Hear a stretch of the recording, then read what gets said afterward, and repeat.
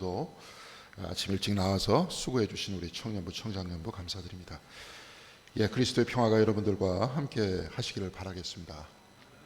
지난주는 꽤 힘든 한 주였고 대단히 답답한 한 주였습니다.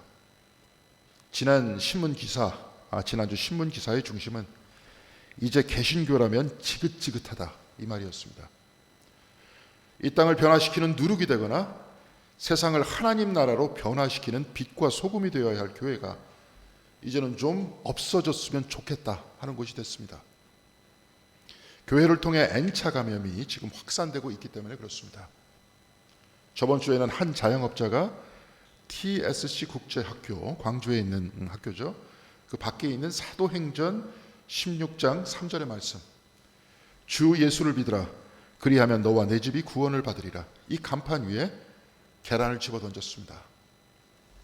광주 서구에서 식당을 운영하는 자영업자라고 밝힌 그 남성은 뉴스를 보고 화가 많이 났다. 나뿐만이 아니라 모든 국민들이 나와 같은 마음일 것이다. 이렇게 말했습니다. 이해가 갑니다. 5명 이상 집합 금지라고 하여서 식당도 어렵고 매출도 절반 이하인데 교회는 이에 아랑곳 없이 모여서 감염이 더 확산됐기 때문에 그렇습니다. 이웃과의 고통을 분담하지 않고 이기적으로 행동했기 때문입니다.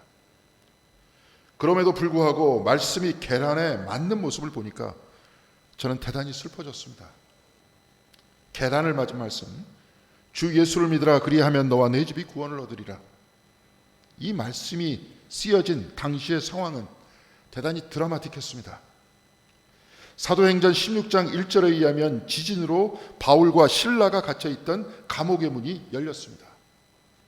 자다가 지진에 깬 간수는 열린 감옥문을 보고 죄수들이 도망한 줄 알고 칼을 빼어들고 자결하려고 했을 때 감옥 안에 있던 바울은 크게 소리를 지릅니다. 내 몸을 상하지 말라. 우리가 다 여기 있노라. 죄수인 몸으로 감시자인 간수를 걱정한 바울의 인품과 사랑에 감동해서 그 간수는 사도행전 16장 2절에 이렇게 말합니다. 선생님이여 내가 어떻게 하여야 구원을 얻을 수 있겠나이까. 사실 이 말은 선생님들이여 내가 어떻게 하여야 적을 걱정하고 사랑할 수 있을 만큼 훌륭한 인격을 가질 수 있습니까? 이렇게 물었던 거죠. 이에 바울과 실라는 말합니다. 주 예수를 믿으라. 그리하면 너와 내 집이 구원을 얻으리라. 예수를 믿으면 너뿐 아니라 모든 사람들이 사랑의 사람이 된다 이 말이죠. 그런데 이 아름다운 말씀은 계란을 맞는 신세가 됐습니다. 선교회는 간판으로는 이 말씀을 걸고 있지만 적이나 원수는 고사하고 이웃도 걱정하지 않는 이기적인 행동을 했기 때문에 그렇습니다. 계란을 투척하는 장면을 보도한 MBC 아나운서는 TCS 학교를 비판하면서 선교인지 돈벌이인지 모르겠다 이렇게 말했습니다. 감염자가 나온 IM 선교회나 TCS 국제학교나 겉으로는 선교사를 양성하게 하겠다고 하면서 만든 대안학교입니다. 그래서 수업 전 과정을 영어로 진행하고 있다고 합니다. 그런데 진짜 부모들이 자식들을 선교사 만들기 위해서 그 학교를 보냈겠습니까? 아니면 영어 교육을 조기에 시켜서 미국에 유학 보내려고 했던 겁니까? 학교는 교육기관입니다. 어떤 기능과 실력에 앞서서 사람이 되어야 합니다. 사람이라면 자기의 욕망을 절제할 줄 알고 남의 아픔에 공감할 줄도 알고 특히 코로나19로 인해 고통을 분담하고 있는 이때 봉사까지는 아니더라도 사람들의 고통과 아픔을 나누어야지 정상이 아닙니까? 이 마음이 교육의 출발이 되어야 하는 거 아닙니까? 그런데 다른 사람은 희생하고 있는데 자신은 손톱만큼도 양보할 수 없고 나만 잘 되면 된다는 이 이기적인 학습을 하는 교회를 보고 뭐라고 생각하겠습니까? 지난주 우리가 읽은 마가복음의 본문에서 주님께서는 회개하라 천국이 가까이 왔다 하셨습니다. 더 쉽게 표현하자면 돌아서라 하나님 나라가 여기 있다 이 말씀이죠. 하나님 나라는 먼 훗날 다가오는 나라가 아닙니다. 그 나라는 금은보화에 보석이 박혀있고 비단길이 깔려있는 그 어떤 나라가 아닙니다. 하나님의 나라는 이 땅 위에 바로 여기 있다는 말씀입니다. 스위스의 신학자 카를 발트는 하나님은 하나님이요 인간은 인간이며 하나님은 하늘 위에 계시고 인간은 땅에 있다고 하면서 하나님과 인간은 질적으로 완전히 다르다고 했습니다. 그러나 하나님께서는 완전히 다른 인간이 되셨습니다. 그리고 천국은 저 위에 있는 것이 아니고 바로 여기 있다 하셨습니다. 완전히 다른 하늘을 땅으로 끌어내리셨습니다. 완전히 다른 두 곳이 합하여 하나 되는 그 자리가 하나님 나라라는 것입니다. 주님께서는 병자들을 치유하시면서 하나님 나라를 선포하셨습니다. 병자들이 치유받는 그 자리에 하나님 나라가 있었습니다. 주님께서는 회개한 세리와 죄인들과 같이 먹고 마시시면서 하나님 나라를 선포하셨습니다. 세리와 죄인들이 돌이키고 주님과 화해하고 다른 이들과 화해하는 그 하나됨의 자리에 천국이 있었습니다. 주님께서는 어린아이를 높이시면서 하나님 나라를 선포하셨습니다. 힘이 없는 사람들, 힘이 없는 어린아이들이 똑같이 높임을 받는 그 자리에 하나님 나라가 있다고 하셨습니다. 하나님 나라는 벽이 무너지는 곳에 있습니다. 하나님 나라는 하나됨과 화해와 사랑의 자리에 있는 겁니다. 초창기 한국교회는 치유하시는 주님을 따라서 병원을 세웠습니다. 약자와 천민을 높이기 위해서 학교를 세웠습니다. 병원에서는 병자를 치유하면서 건강한 사람의 일원이 되게 했고 천민을 교육시켜서 양반과 천민의 차이를 없앴습니다. 특별히 신분제 철폐에 대표적으로 인용되는 교회는 전북 김제의 금산장로교회입니다. 양반이었던 조덕삼과 그의 노비였던 이자익이 다 금산교회 교인이었는데 1907년 당회에서 양반인 조덕삼과 천민인 이자익이 장로로 추천됐습니다. 그래서 교인 투표를 한 결과 양반인 조덕삼이 아니라 그의 노비인 이자익이 장로로 선출됐습니다. 이렇게 뽑은 교회도 놀랍지만 그 이후에 발언을 했던 조덕삼의 말도 더 놀라웠습니다. 오늘 이 결정은 하나님이 내리신 것입니다. 비록 이자익은 내가 부리는 노비이지만 신앙심은 나보다 높으니 나는 하나님의 교회의 결정을 존중하고 이자익 장로님을 잘 받들면서 교회 생활하겠습니다. 신분의 벽을 무너뜨리는 하나님 나라의 모습이었습니다. 바로 이들이 우리 신앙의 선배들이었습니다. 그래서 마치 감옥의 간수들이 바울 앞에 무릎을 꿇었던 것 같이 이 땅에 많은 사람들이 교회를 향했던 것입니다. 그러나 만일 하나님을 통해서, 병원을 통해서, 학교를 통해서 벽이 없어진 것이 아니라 오히려 벽이 생긴다면 그것은 하나님 나라가 아니고 그냥 인간의 나라일 뿐입니다. 이 세상은 모두 자신을 위해서 살고 있습니다. 그리고 그렇게 하라고 교육을 받고 있습니다. 그런데 교회는 이 세상의 벽을 무너뜨리면서 남을 위해 살자, 그리고 나를 내려놓자, 이것을 배우는 곳입니다. 그런데 진짜 그랬습니까? 말은 그렇게 하지만 그렇게 살지 않지 않았습니까? 입술로는 주여 주여 하지만 주님의 가르침을 마음과 몸으로 따르지 않지 않았습니까? 머리로는 예수의 가르침을 알지만 그렇게 살지 않았습니다. 이제 세상의 사람들은 우리보다 먼저 이것을 알아차리고 있습니다.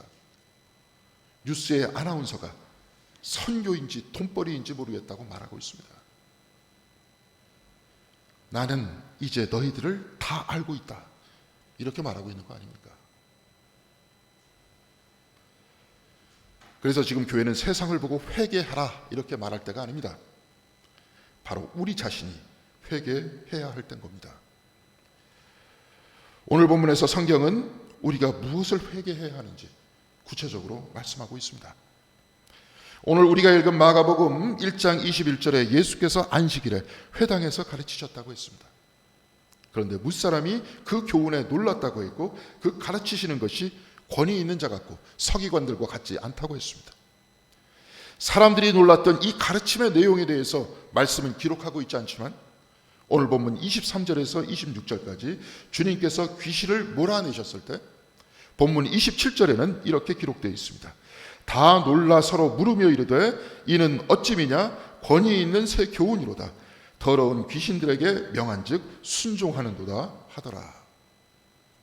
귀신에게 명한즉 순종하였다.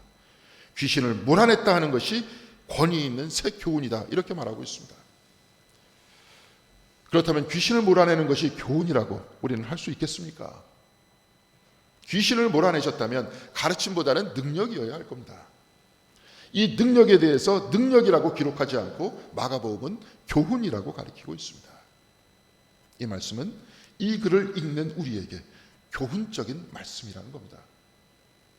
그래서 우리는 오늘의 본문을 2000년 전에 있었던 치병과 죽기의 사건으로만 읽지 말고 바로 오늘 우리에게 들려주는 교훈으로도 읽어야 하는 겁니다. 오늘 본문에 의하면 귀신 들린 그 사람은 본문 24절에서 이렇게 말하고 있습니다. 나사렛 예수여, 우리가 당신과 무슨 상관이 있나이까? 우리를 멸하러 왔나이까? 나는 당신이 누구인 줄 아노니 하나님의 거룩한 자니이다. 귀신은 예수의 이름을 정확히 알고 있었습니다. 나사렛 예수. 그리고 나서 이렇게 말하죠. 나는 당신이 누구인 줄 아노니 하나님의 거룩한 자니이다. 나는 당신이 누구인 줄 아노니라고 했습니다. 그런데 그는 나와 상관이 없다고 말합니다. 귀신 곧 마귀가 들렸으니 마귀와 하나님의 거룩한 자이신 예수는 상관이 없다는 거죠. 그런데 우리가 주의해서 보아야 할 부분이 있습니다. 귀신 들린 그 사람은 회당 안에 있었다는 겁니다. 만일 그가 하나님과 상관이 없고 예수와 상관이 없었다면 왜 말씀을 배우고 하나님을 예배하는 회당, 그 교회 안에 있었겠습니까? 상관이 없다면 교회 밖에 있어야 합니다. 그러나 그는 안에 있었습니다. 그리고 하나님도 알고 있다고 했고 예수도 안다고 했습니다. 그런데 알지만 상관이 없다고 했습니다. 교회 밖에 아니라 교회 안에 있던 그 사람은 예수와 하나님을 알지만 그렇게 살지 않겠다고 하면서 당신은 나와 상관없다 했습니다. 하나님을 머리로는 알고 있어도 입술로는 예수의 이름을 불러도 나와 상관없다 하는 이 사람은 바로 우리 자신의 모습이 아니겠습니까? 입술로는 예수의 사랑을 말하고 하나님의 사랑에 감동한다고 하지만 내 삶은 예수와 상관없고 하나님과 상관없습니다. 교회의 건물에는 주 예수를 믿으라 그리하면 너와 내 집이 구원을 얻으리라 이렇게 말하고 있지만 자신을 감시하던 간수를 걱정하고 그를 사랑했던 바울과 실라와는 달리 그 선교회는 오직 자신만을 위해 방역과 무관한 모임을 하지 않았습니까? 그래서 그곳이 N차 가면의 근원이 됐습니다.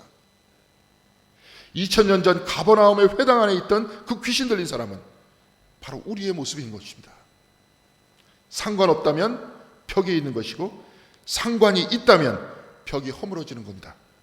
예수를 안다고 하면 예수를 안다고 해서 상관이 있는 것이 아니라 그 가르침에 대해서 살아야, 그 가르침대로 살아야 상관이 있는 것 아니겠습니까? 그런데 말로는 쉽지만 행동은 쉽지 않습니다. 그래서 이렇게 신앙생활하는 겁니다. 특별히 오늘 본문 마가복음과 공관복음의 핵심은 하나님 나라입니다. 이 복음서를 품고 우리는 예배를 드리고 기도를 드립니다. 매일 묵상하고 때로 새벽 기도에 나오고 지금은 못하고 있지만 수요 성경 공부를 합니다. 다 그 가르침대로 살기 위해 기도하고 하나님 나라가 우리 한복판에 이루어지는 모습을 우리가 목격하고 체험하고 그 일원이 되기 위해서 예배 드리는 것 아닙니까?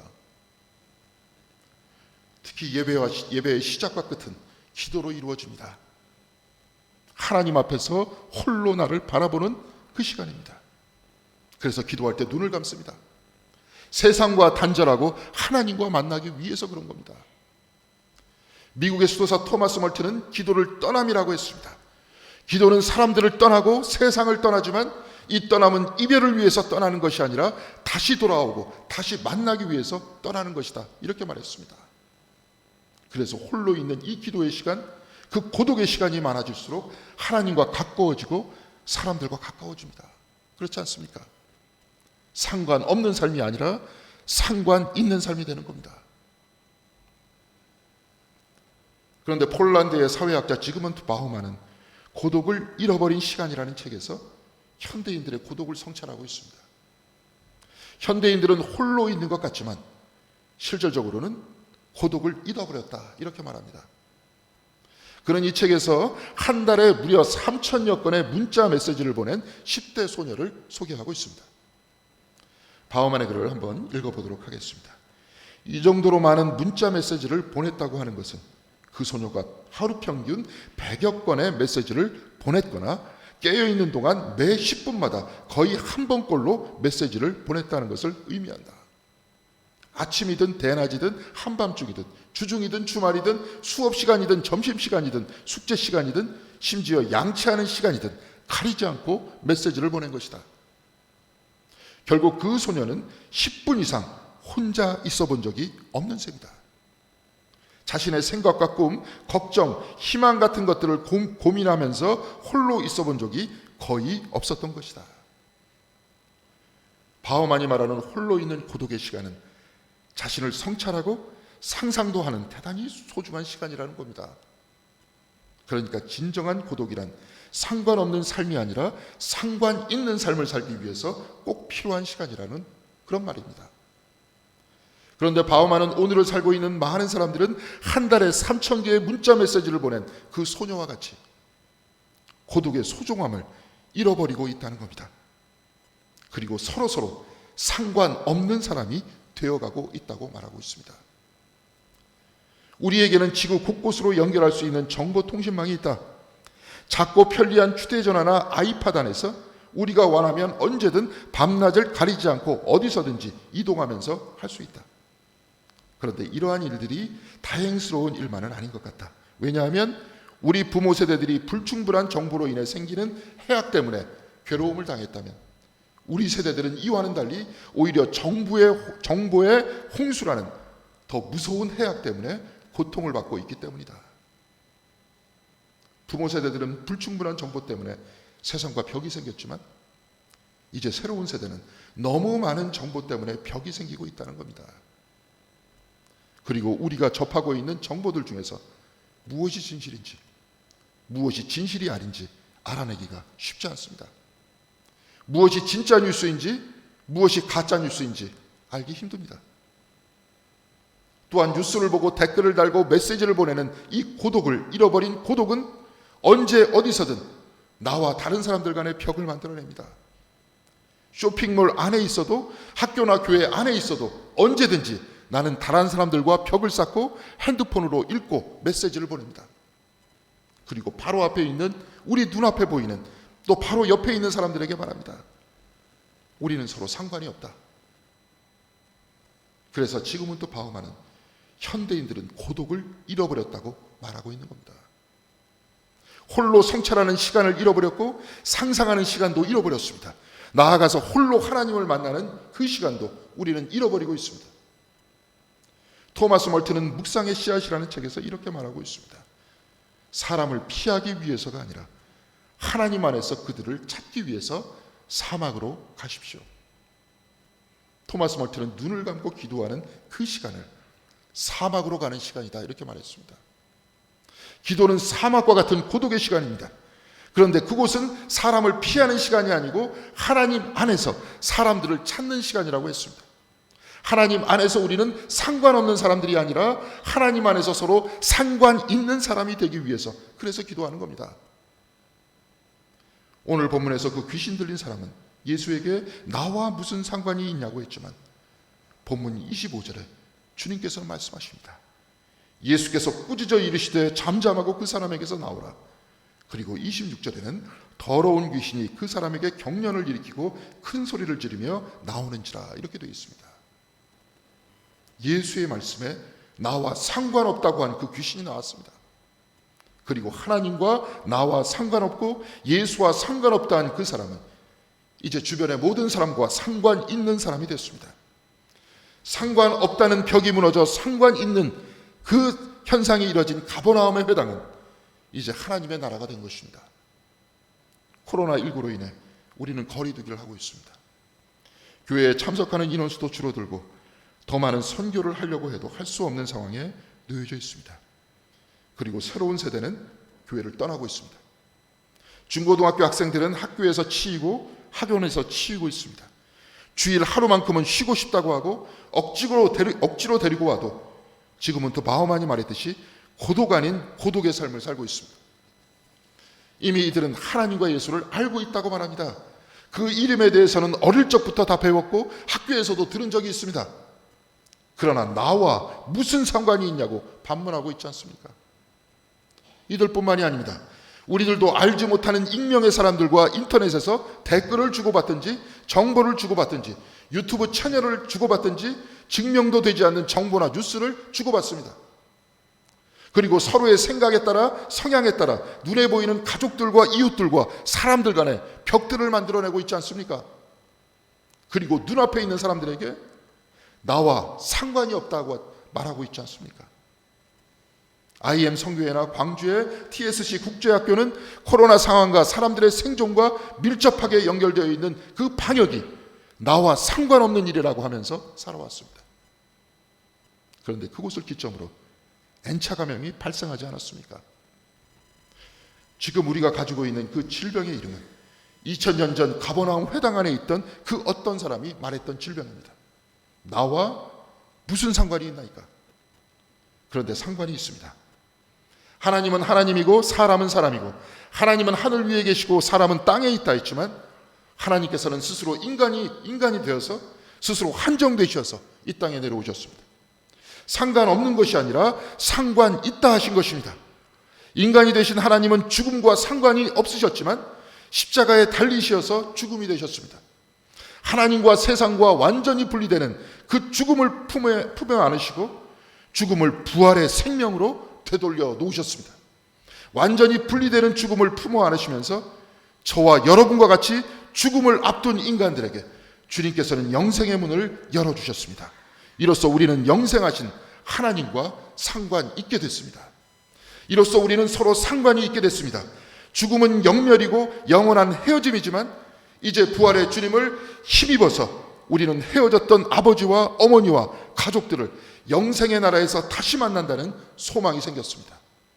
죽음은 서로를 상관없게 만들었지만 주님께서는 죽음을 정복하셔서 우리 모두를 상관 있게 만드신 겁니다. 서로 상관이 있는 곳, 상관이 있어 하나됨의 소망이 있는 곳, 사랑으로 벽이 허물어지는 바로 그곳에 하나님 나라가 있습니다. 우리나라 초창기 신앙의 선배들과 같이 한국교회는 코로나19 시절 바로 지금 세상과 상관이 있다고 해야 했습니다. 큰 교회라면 모자란 치료소를 위해서 수양관과 기도원을 내줘야 했습니다. 모든 교회는 방역에 힘쓰는 사람들을 위해서 기도해야 했습니다. 봉사할 수 있는 사람들은 봉사해야 했습니다. 상관없다 하지 말고 상관 있다 하면서 세상과의 벽을 허물어야 했고, 그 벽이 허물어지는 곳에서 주님을 찾고 하나님 나라를 찾아내야 했던 겁니다. 그러나 교회는 그러지 못했습니다. 때로는 적대하면서 신앙을 탄압한다고 말했습니다. 그런데 생업의 위협을 받고 있는 사람에게 이런 교회의 말이 가당키나 한 것입니까? 사랑하는 성도 여러분, 벽이 허물어지는 그 자리에 주님께서 계십니다. 상관없는 자리가 아니라 상관 있는 그 자리에 주님이 계십니다. 그곳에 하나님 나라가 있는 것입니다. 상관없다 하는 귀신이 나가고 가버나움의 그 사람이 회당과 상관 있게 됐듯이 우리도 상관없다 하는 마음이 우리를 떠나고 우리가 서로를 위해서 기도해주고 서로를 걱정해주고 서로 같이 슬퍼해주고 같이 기뻐해주는 자리, 그 상관 있는 그 자리가 하나님 나라로 들어가는 문인 것입니다. 세상이 교회를 지탄하고 있는 이때 우리는 더 깊게 우리 자신을 되돌아봐야 할 줄로 믿습니다. 교회는 세상과 상관없다고 하면서 그 벽 속에서 우리만의 문화를 만들어내면서 살고 있지 않았는지 우리는 살펴봐야 합니다. 상관없는 우리를 하나님과 상관 있게 하시고 병과 귀천과 성별과 죽음의 벽까지 허무신 예수를 기억하시면서, 사랑하는 성도 여러분, 우리의 마음부터 서로를 향한 서로의 벽이 무너지길 바랍니다. 나와 교회의 벽이 무너지길 바랍니다. 그래서 서로 상관없는 우리가 상관 있게 되시길 바랍니다. 무너지는 벽을 통해서, 하나됨을 통해서 주님을 만나시기 바랍니다. 이로써 우리 모두가 하나님과 상관 있고 세상과 상관 있고 서로 상관이 있어서 서로 하나 되는 하나님 나라의 백성들이 다 되시기를 주님의 이름으로 간절히 기원드리겠습니다. 기도하시겠습니다. 선교를 하면서 전도를 하면서 바로 이곳이 하나님 나라라고 했습니다. 그러나 어느 시점부터 우리와 세상은 분리되기 시작했습니다. 우리는 우리끼리 하나님 나라에 들어간다고 했고 저들을 저주하기 시작했습니다.